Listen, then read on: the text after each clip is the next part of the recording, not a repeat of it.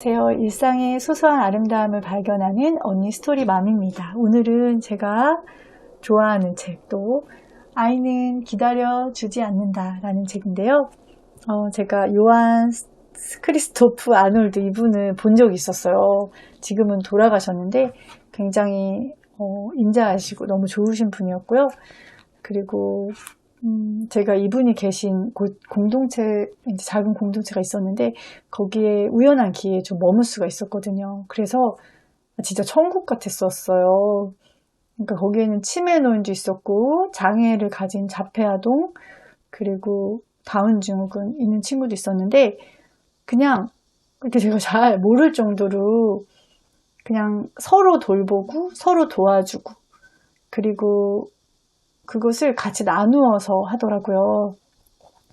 그래서 거기서 그냥 있는 것만으로도 많이 배울 수 있었는데, 그래서일까요? 이 책을 읽으면서 더 와닿는 부분들이 있었던 것 같아요. 거기서 여백과 집중이라는 부분인데요. 안타깝게도 요즘 아이들은 고요한 시간을 보낼 수 없는 환경에서 자라고 있대요. 너무나 많은 자극들, 소음들, 그래서 아이들의 놀이를 방해한다는 거죠. 푹 빠져서 아이들이 집중할 수 있는 그런 시간을 허용하지 않는 게 너무나 안타깝다고 얘기를 하면서, 아이들이 어른들의 의도와 상관없이 하고 싶은 대로 할 수 있는 시간을 갖는 것은 매우 중요하다라고 이야기를 해요. 그리고 무언가의 마음을 송두리째 빼앗긴 채 놀고 있는 아이의 모습은 참으로 아름답다. 놀이는 기쁨과 만족을 가져다 주며 그날의 걱정을 털어버리게 한다. 그 얘기가. 그리고 프레벨은 이런 얘기를 했대요. 피곤하게 해서 더 놀 수 없을 때까지 마음껏 그리고 끈기 있게 노는 아이는 결단력 있고 자신과 다른 사람의 행복을 위해 자신을 희생할 줄 아는 어른으로 자랄 것이라고 이야기를 했대요. 이 부분도 굉장히 좋았는데요. 아이들 나름대로의 속도가 있잖아요. 그런데 아이들 나름대로 속도에 맞춰 자랄 수 있도록 배려하는 것은 너무나 중요하다.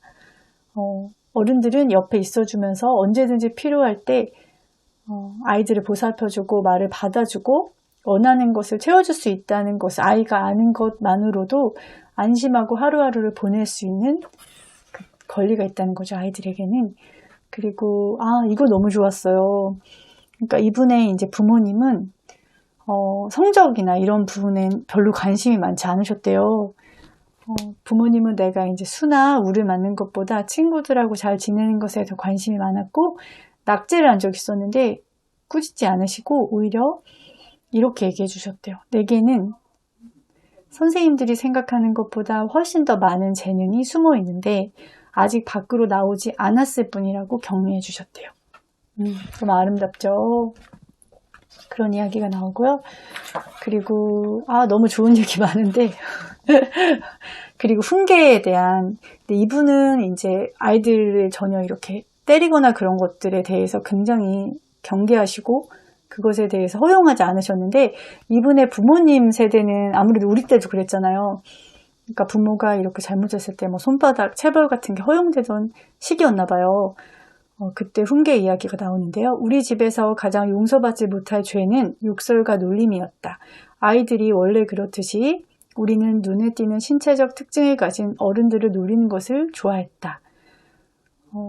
상대방이 눈치채지 못할 정도로 교묘하게 뒤에서 하는 놀림이라 할지라도 부모님은 결코 아이들 장난쯤으로 웃어 넘기지 않았다. 부모님은 아무리 아기가 없다고 할지라도 그 속에서 잔인함을 꿰뚫어 보았기 때문에 그냥 넘어가지 않았다는 이야기가 나와요. 그리고 부모님은 결코 오랫동안 화를 내시지 않았대요. 아버지가 엄청 화가 나신 적이 있어서 그때는 이제 매를 들려고 한 적이 있었는데, 아버지가 막 매를 내리치려고 할 때 아버지를 쳐다보면서 자기도 불쑥 그냥 말이 이렇게 나왔대요. 아빠 잘못했어요. 맞는 건 상관없어요. 하지만 그래도 아빠가 날 사랑하는 걸 알아요. 이렇게 얘기를 했대요. 그런데 놀랍게도 아버지는 허리를 굽혀 나를 감싸안더니 마음 깊은 곳에서 나오는 부드러운 목소리로 말했대요. 너 용서하마. 아들의 이름을 부르면서. 그리고 내가 용서를 빌자 아버지의 노여움이 완전히 누그러진 것. 그 기억을 생생하게 남아있대요. 아버지가 나를 얼마나 사랑하는지 알게 되었다고 이야기 나오고요. 아이를 훈계하는 것을 두려워하지 말라. 그러나 아이가 뉘우친다고 느낄 때는 즉시 그리고 완전히 용서하라고 이야기가 나와요. 그리고 아이들에 대해서 막 우리가 낙인 찍고 편견을 갖는 것에 대해서 굉장히 그것에 대해서 이야기가 나오거든요. 그 이분의 친구가 교사이면서 아이들을 데리고 현장 학습을 갔는데 거기가 굉장히 좀 열악한 지역으로 가게 됐었나 봐요. 북아일랜드로 현장 학습을 다녀온 친구인데 버스를 이제 끌고선 아이들 태우고 가는데 그 동네 아이들이 막 달려드는 거예요. 처음에는 뭐 그럴 수도 있다고 하는데 안 가고 막 난동을 부리고 난리를 치고 그러니까 어떻게 꼼짝할 수 없는 상황이 계속 되는 거예요. 너무 화가 나잖아요. 그러니까 위험하기도 하고 그래서 막 윽박지르면서 아이들 쫓았는데 어떤 여자가 막 달려오더래요.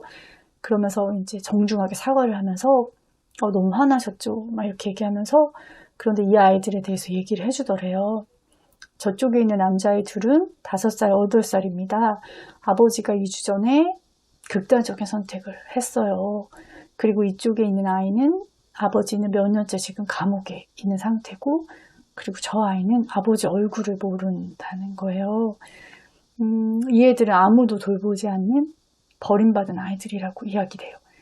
그 말이 제 가슴을 아프게 찔렀습니다. 저는 그 아이들을 전혀 알지도 못한 채 불량한 아이들로 그저 판단해버리고 막 대했던 겁니다.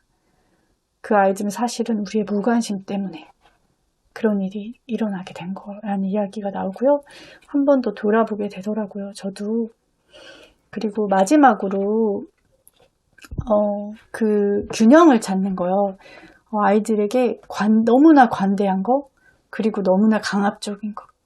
이 두 가지가 너무나 안 좋기 때문에 정말 이 균형을 정말 그 안에서 지혜롭게 아이를 기르는 것들에 대해서 얘기 나오는데요. 관대한 부모는 아이들에게 어떤 원칙이나 규율이 전혀 없기 때문에 아이가 불안감과 우울증에 시달리게 될 수가 있대요. 근데 그 지나친 관대한 부모보다 더 안 좋은 부모는 강압적인 부모. 아이의 실수를 용납하지 않는 부모. 그러니까 아이를 믿어주고 아이가 실수하고 잘못을 저지르더라도 그 안에서 아이들이 돌이킬 거라는 그런 믿음이 있어야 되잖아요. 그리고 끝까지 인내심을 갖고 아이를 기다려주는 게 필요한데 그런 것들이 없는 부모. 내가 원하는 규칙을 그냥 세워놓고 정말 디테일한 그런 것들을 다 지키고 아이의 의사나 또 아이가 잘못하는 것들에 대해서 허용이 없는 부모가 가장 최악의 부모라고 얘기가 나와요.